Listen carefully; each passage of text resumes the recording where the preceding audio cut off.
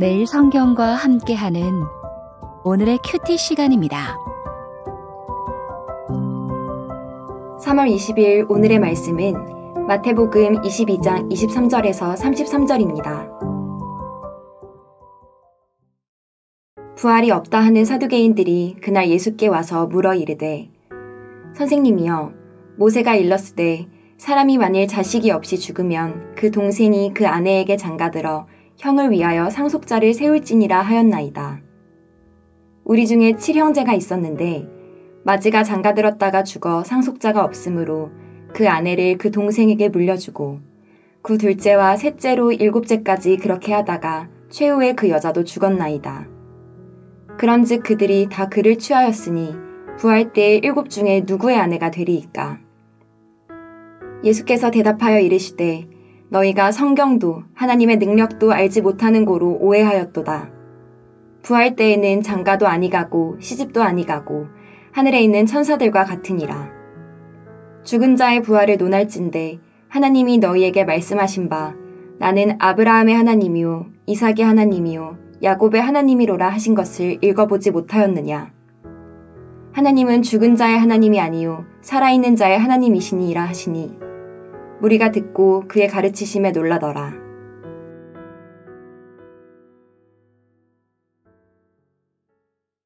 바리새인들이 예수님을 올무에 걸려 넘어지게 하는데 실패하자 이번에는 바리새인들과 신학적으로 대립관계에 있던 사두개인들이 예수님께 질문을 합니다.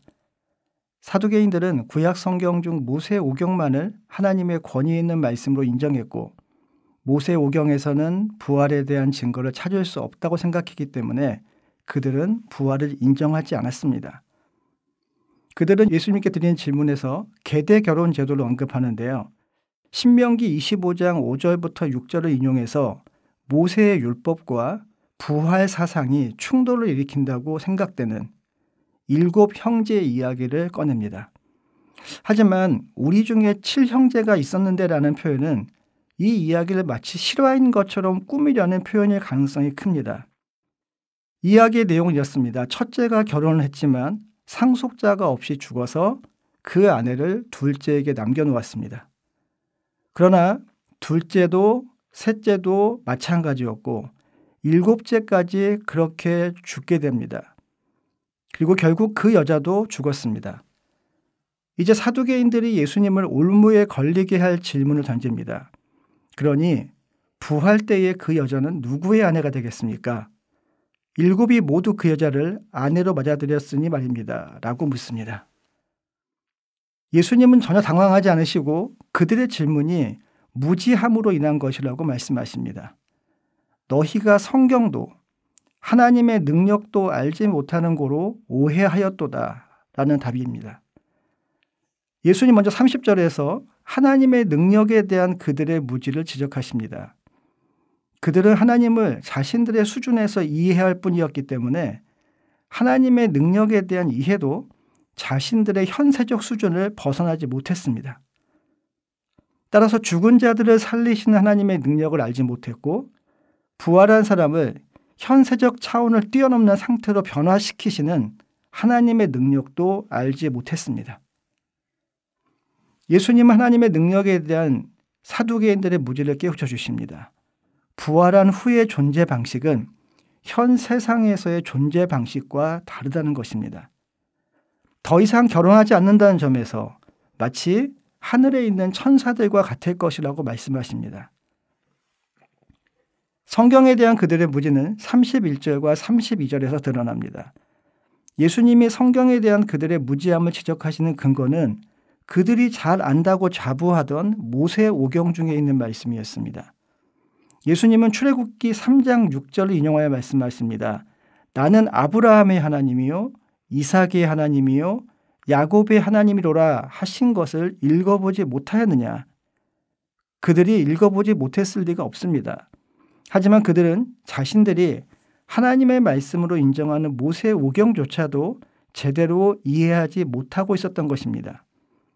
하나님은 모세에게 그보다 한참 전에 죽었던 아브라함, 이삭, 야곱의 하나님이었다고 말씀하시지 않고 아브라함, 이삭, 야곱의 하나님이다라고 말씀하셨습니다. 이미 죽은 사람들이 모세 시대의 과거의 존재가 아니라 여전히 현재적 존재로 남아있었다는 사실은 출애굽기 3장 6절이 이미 부활의 가능성을 내다보고 있음을 시사합니다. 예수님의 답변을 듣고 무리는 그분의 가르침에 놀랐습니다. 하지만 저희가 내일 묵상 본문에서 보게 될 34절을 보시면 사두개인들은 아무런 답변도 하지 못합니다. 바리새인들에 이어 사두개인들도 예수님을 올무에 걸려 넘어뜨리려다 실패한 것입니다. 부활을 내다보고 있는 말씀을 읽으면서도 정작 부활을 믿지 못하는, 하나님의 능력을 믿지 못하는 사두개인들을 보면서 우리도 자신의 모습을 돌아볼 필요가 있습니다. 부활을 믿지만, 부활 사상에는 동의하지만 오늘 나의 삶에서 역사하시는 하나님의 능력은 나의 이해 수준과 경험이라는 테두리 안에서만 받아들이고 있는 것은 아닌지 돌아보았으면 합니다. 저와 여러분의 신앙이 이해를 추구하는 신앙이길 바랍니다. 먼저 하나님이 하신 일들이 다 이해가 되어야 하나님을 믿는 것이 아니라 하나님을 믿는 신앙에서 출발해 하나님을 이해하는 자리로 나아가기를 바랍니다. 그리고 우리의 신앙이 이해를 추구하는 신앙이라 할지라도 신앙에는, 우리의 삶에는 우리가 이해할 수 없는 신비의 영역이 존재함을 받아들이는 저와 여러분이길 바랍니다. 오늘 하루 삶에서 신비의 영역으로 남겨두어야 하는 일을 만날지도 모릅니다.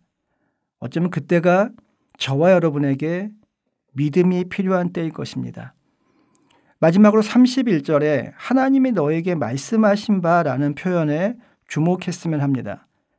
하나님은 출애굽기 3장 6절을 통해 사두개인들에게도 말씀하신 것입니다. 그리고 오늘 저와 여러분에게도 말씀하고 계십니다. 하나님은 죽은 자의 하나님이 아니요 살아있는 자의 하나님이십니다. 하나님은 생명을 주시는 분일 뿐 아니라 그 생명을 유지하시는 분이라는 사실을 기억하는 저와 여러분이 되었으면 좋겠습니다. 그 하나님이 오늘 하루 저와 여러분의 삶에 함께 하십니다. 기도하겠습니다.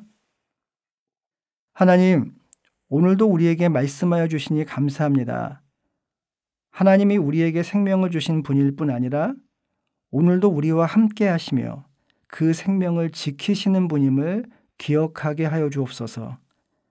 하나님이 함께 하시지만 때로 이해할 수 없는 상황을 만날 수 있음을 기억합니다. 그럴 때라도 하나님을 신뢰하며 믿음의 발걸음을 내딛는 오늘 하루가 되게 하여 주옵소서. 예수님의 이름으로 기도하였습니다. 아멘.